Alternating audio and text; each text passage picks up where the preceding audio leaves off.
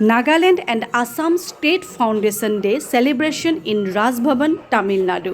হয় আপোনালোকে ঠিকই শুনিছে আজি আমি উপস্থিত হৈছোহি তামিলনাডুৰ ৰাজভৱনত মানে গভৰ্ণৰ হাউচত আৰু কিয় জানেনে কাৰণটো জানিলে আপোনালোকে আৰু সুখী হ'ব আমি আহিছো অসম দিৱস উদযাপন কৰিবলৈ বহিৰাজ্যত থাকিও আমি অসম দিৱস উদযাপন কৰিব পাৰিছো আৰু হেয়াও গভৰ্ণৰ হাউচত তামিলনাডুৰ যি গভৰ্ণৰ হাউচ আছে তাতে আৰু গভৰ্ণৰ হাউচৰ নিমন্ত্ৰণ অনুসৰি আসাম এছ'চিয়েশ্যনৰ চেন্নাইৰ যিসকল সদস্য আছে তেওঁলোকে আহি আমি আটাই আহি আজি উপস্থিত হৈছোহি আৰু ৰাজভৱন আমি দেখা নাছিলোঁ বিশেষকৈ মই পাৰ্চনেলি দেখা নাছিলোঁ গতিকে মই খুবেই এক্সাইটেড আৰু ইয়াৰে কিছুমান সৰু সৰু ক্লিপিং লৈ মই এই ভিডিঅ'টি কৰিছোঁ আৰু আপোনালোকে চাই থাকিব এয়া নাগালেণ্ডৰ পৰা এটি নৃত্য দল আহি পাইছে তেওঁলোকে ড্ৰেছ কৰি ৰেডি হৈ আছে আমাৰ অসমৰ বিহু নৃত্যৰ দল এটিও আহিছে তেওঁলোকেও একদম ৰেডি আৰু তেওঁলোকৰ লগত আমি ফটো উঠিছোঁ এনেদৰে অনুষ্ঠানটি এটি খুব ভাল হ'ব যেন লাগিছে আৰু ইমান এটা গাম্ভীৰ্যপূৰ্ণ অনুষ্ঠানত আমি এনেদৰে অংশগ্ৰহণ কৰিবলৈ পাই নিজকে খুব ভাল লাগিছে গতিকে এয়া অডিটৰিয়ামৰ এখন মঞ্চ আৰু এয়া মঞ্চত আহি উপস্থিত হৈছেহি তামিলনাডুৰ গভৰ্ণৰ মাননীয় RN Bhavan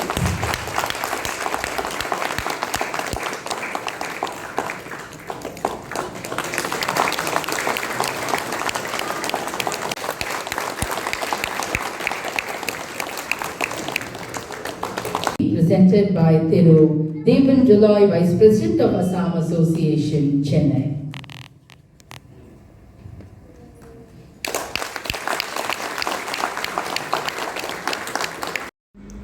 মাননীয় ৰাজ্যপালগৰাকীৰ ভাষণত তেওঁৰ কথাত যেন মন্ত্ৰমুগ্ধ হৈ পৰিলোঁ এনেকুৱা অনুভৱ হ'ল তেওঁ ইতিহাসৰ বিষয়ে অসমৰ ইতিহাস নাগালেণ্ডৰ ইতিহাসৰ বিষয়ে যিখিনি কথা ক'লে তাৰে কিছুমান কথা আমি নাজানিছিলোঁৱে আৰু সেইকাৰণে আমাৰ এনেকুৱা অনুভৱ হ'ল যেন এতিয়াও আমি অসমৰ বিষয়ে নাগালেণ্ডৰ ইতিহাসৰ বিষয়ে জানিবলৈ বহুত বাকী আছে আৰু তাৰ পাছতেই আমাৰ ভিডিঅ' কনফাৰেন্স যোগে আমাৰ অসমৰ মাননীয় ৰাজ্যপালগৰাকীয়েও ভালেখিনি কথা কৈ গ'ল অসম দিৱসৰ ওপৰত আহক আপোনালোকক শুনাও असम दिवस वस्तुतः असम के मान सम्मान एवं स्वाभिमान का प्रतीक है यह दिवस 1228 ईस्वी में प्राचीन असम के अहोम राजवंश के संस्थापक और प्रथम अहोम राजा स्वर्गदेव चावलुंग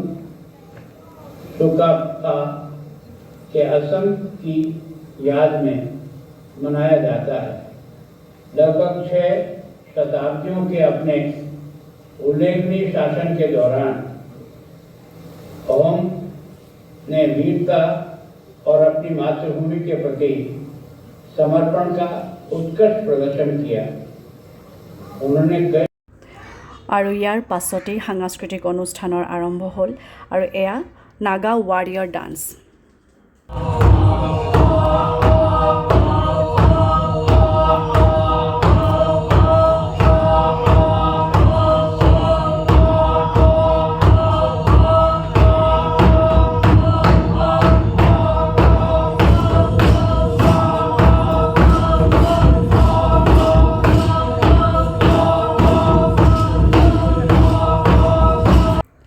আৰু এতিয়া আমাৰ বিহু আৰম্ভ হৈছে সকলোৱে যেন এপাক নাচি দিম হেনেকুৱাই অনুভৱ হৈছে আৰু আহক বিহু চাওঁ এতিয়া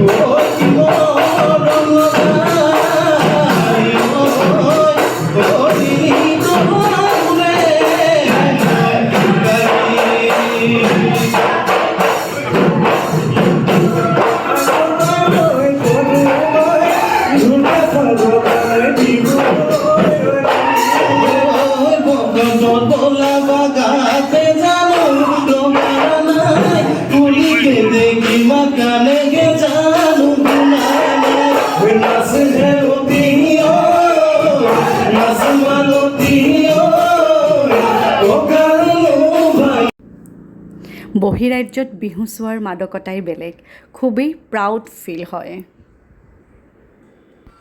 আৰু এনেদৰেই অনুষ্ঠানৰ শেষত আমি সকলোৱে মিলি ফটো উঠিলোঁ। সকলোৱে ইমান ধুনীয়াকৈ সাজি কাচি আহিছোঁ যেতিয়া ফটো এখনটো উঠিবই লাগিব। আৰু আমাৰ সকলোৰে অনুষ্ঠানত উপস্থিত থাকি খুব ভাল লাগিল। ল'ৰা ছোৱালীবিলাকেও খুব ফূৰ্তি পালে, যদিও তাহাঁতে অসম দিৱসৰ বিষয়ে, অসম দিৱসৰ গভীৰতাৰ বিষয়ে বৰ বিশেষ জ্ঞাত নহয়। তথাপি আমি আশাবাদী, অনাগত দিনত এনেকুৱা ধৰণৰ অনুষ্ঠানে আমাৰ নৱপ্ৰজন্মক অসম দিৱসৰ বিষয়ে হওক বা অসম বুৰঞ্জীৰ বিষয়ে হওক জানিবলৈ উৎসাহিত কৰিব। আৰু আপোনালোক সকলোকে অসম দিৱসৰ শুভেচ্ছা আৰু শুভকামনা জ্ঞাপন কৰিলোঁ। আৰু আজিৰ মোৰ এই ভিডিঅ'টি চাই আপোনালোকে কেনেকুৱা পালে জনাবলৈ নাপাহৰিব কিন্তু। আৰু মই চেষ্টা কৰিম আগলৈও এনেকুৱা ধৰণৰ ভিডিঅ' আপোনালোকৰ আগত লৈ আহিবলৈ। আৰু এনেদৰে আজি আমাৰ সন্ধিয়াটি খুব সুন্দৰকৈ পাৰ হৈ গ'ল। আৰু আজিলৈ আহিছোঁ। আৰু শেষত মই আপোনালোকৰ বাবে আজিৰ বিহুৰ এটি সৰু ক্লিপিং আপোনালোকলৈ আগবঢ়াইছোঁ। আপোনালোকে চাই নিশ্চয় ভাল পাব। তেতিয়াহ'লে আহোঁ। ধন্যবাদ।